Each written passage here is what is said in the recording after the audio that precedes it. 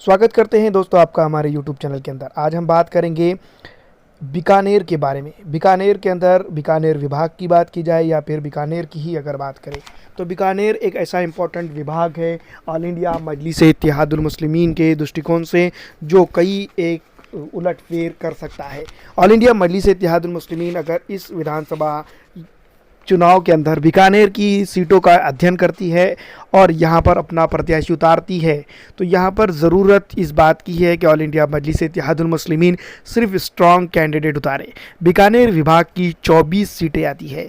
बीकानेर विभाग में पूरी जगहों पर जो तो मैं आपको बता दूँ वो अपनी सीटें नहीं उतार सकती है, लेकिन कुछ सीटें ऐसी है जहाँ पर पिछड़ा अति पिछड़ा आरक्षित समाज और यहाँ पर अगर आरएलपी और बीटीपी ये दोनों ही पार्टियां गठबंधन कर लेती है तो बीकानेर के जो इसको मैं आपको बता दूं कि विभाग के अंदर वो धूम मचा सकते हैं, क्योंकि आप जानते हैं कि बीकानेर के अंदर आरएलपी बीटीपी इनका जो तो वर्चस्व ज़्यादा है। पिछड़ा अति पिछड़ा आरक्षित समाज का भी वर्चस्व यहाँ पर काफ़ी ज़्यादा है, जिसके चलते यहाँ पर जो तो उलटफेर हो सकते हैं। राजनीतिक दृष्टिकोण से अगर देखा जाए तो यहाँ पर जो तो कामयाबी मिल सकती है ऑल इंडिया मजलिस-ए-इत्तेहादुल मुस्लिमीन को। अगर विधानसभा में कामयाबी ना भी मिलती है तो आने वाले दिनों के अंदर जब यहाँ पर जो तो इसके चुनाव होंगे, नगर निगम नगर पंचायत के चुनाव होंगे, तो ऑल इंडिया मजलिस-ए-इत्तेहादुल मुस्लिमीन यहाँ पर काफ़ी मजबूत हो सकती है। तो दोस्तों सबसे पहले और सबसे इम्पॉर्टेंट चीज़ जिसको हम लेकर बात करेंगे तो 24 सीटें। 24 सीटों में से अगर बात की जाए तो यहाँ पर सबसे पहले हमको ये समझना होगा कि कितने ज़िले आते हैं। यहाँ पर 4 ज़िले आते हैं, जिसमें से बीकानेर, चूरू, हनुमान नगर और गंगानगर आता है। तो गंगानगर की 6 सीटें हैं, बीकानेर की 7 सीटें हैं, चूरू की 6 सीटें हैं और हनुमान नगर की यहाँ पर 5 सीटें हैं। तो ऐसा अगर कभी टोटल मिला लिया जाए या फिर इसको जोड़ बटा वाजे जो भी हम कर सकते किया जाए तो 24 सीटें हैं। 24 सीटों में अगर तकरीबन देखा जाए एससी एसटी और मुस्लिम पिछड़ा अति पिछड़ा आरक्षित समाज के साथ साथ पॉपुलेशन का कॉम्बिनेशन, तो बीकानेर की डेमोग्राफी जिसको हम कह सकते हैं वो काफ़ी पॉजिटिव इमेजेस दे सकती है ऑल इंडिया मजलिस-ए-इत्तेहादुल मुस्लिमीन को ही। और ऑल इंडिया मजलिस-ए-इत्तेहादुल मुस्लिमीन अगर इन लोगों को यहाँ पर साथ में लेकर चलती है तो आने वाले विधानसभा चुनावों के अंदर वाकई में वो एक बड़ा जो तो उलटफेर या फिर जिसको हम कह सकते हैं कि गठबंधन को आगे मजबूती प्रदान कर सकती है। दोस्तों जैसा कि आप जानती है कि ऑल इंडिया मजलिस-ए-इत्तेहादुल मुस्लिमीन इस बार पहली दफ़ा जो तो कांग्रेस पार्टी को खास करके हम बात कर सकते हैं चुनौती देने जा रही है। तो बीकानेर की जगह पर या फिर बीकानेर विभाग में वो कितने जगहों पर अपने प्रत्याशी उतार सकती है, इसकी जो चर्चा होनी चाहिए। आपको क्या लगता है हमें कमेंट करके ज़रूर बताइएगा। बीकानेर की अगर बात करें तो यहाँ पर मैं आपको बता दूँ इस विभाग की सबसे ज़्यादा सीटें आती है। तो बीकानेर की सबसे इम्पोर्टेंट सीटों के ऊपर हम बात करेंगे तो बीकानेर की खुद एक सीट आती है, जिसके लिए जो तो मैं आपको बता दूं कि बीकानेर के सिटी वाला विभाग जहां पर मुस्लिम पिछड़ा आरक्षित समाज की जो है तो पॉपुलेशन जिसको हम कह सकते हैं वो काफ़ी परेशान है।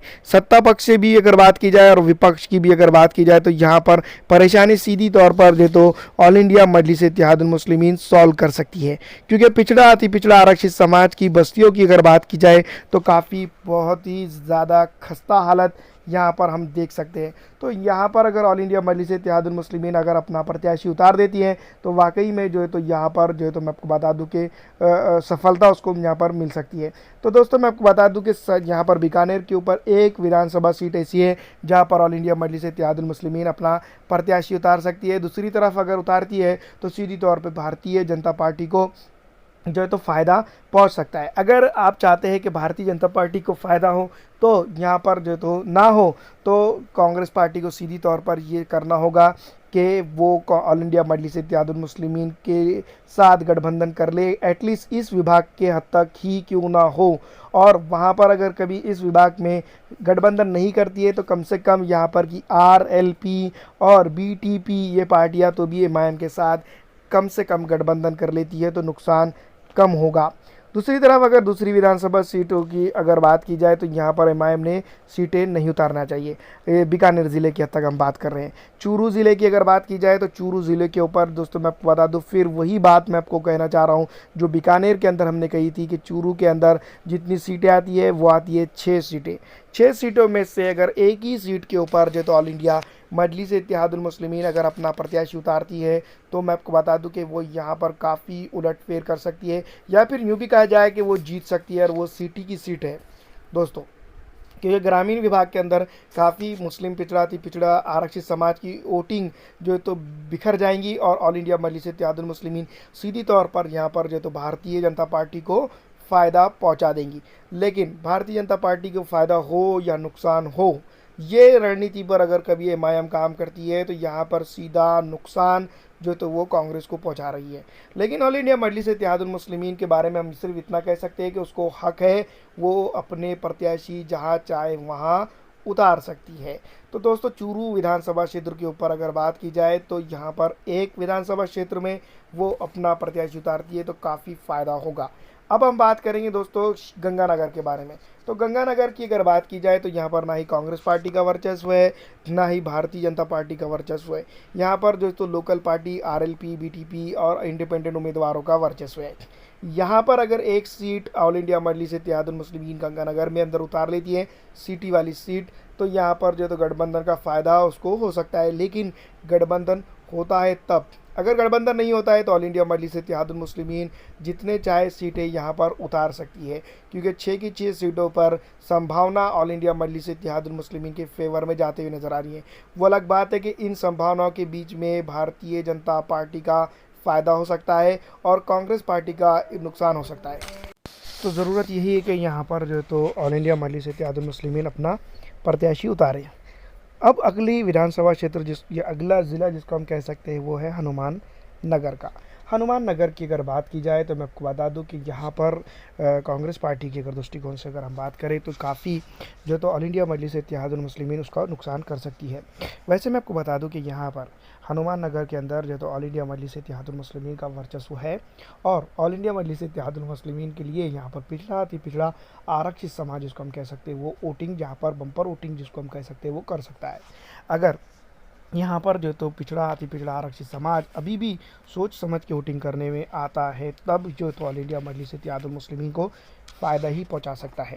तो दोस्तों, यहाँ पर इम्पॉर्टेंट चीज़ ये है कि ऑल इंडिया मजलिस इत्तेहादुल मुस्लिमीन यहाँ पर दोनों ही पार्टियों को, यानी कि दोनों ही लोगों को खुश करे, जिसके चलते यहाँ पर जो तो सीधा फ़ायदा ऑल इंडिया मजलिस इत्तेहादुल मुस्लिमीन को भी हो सकता है। लेकिन दोस्तों, यहाँ पर ज़रूरत इस बात की है कि ये लोग यहाँ पर ऑल इंडिया मजलिस इत्तेहादुल मुस्लिमीन के साथ गठबंधन करेंगे या नहीं, क्योंकि आमतौर पे यही देखा गया है कि ऑल इंडिया मजलिस इत्तेहादुल मुस्लिमीन के साथ लगातार जो तो गठबंधन करने की कोई भी बात नहीं करता है। वैसे मैं आपको बता दूं, हनुमान बिन्नी वालों ने एक बार, यानी कि आरएलपी के सदर ने एक बार जो तो एक इंटरव्यू में कहा था कि उनकी पार्टी के दरवाजे हर किसी के लिए खुले हैं, जो चाहे वो उनके साथ गठबंधन कर सकता है प्रधानमंत्री नरेंद्र मोदी को राजस्थान के लिए अंदर हराने के लिए। आपको क्या लगता है, हमें कमेंट करके ज़रूर बताइएगा।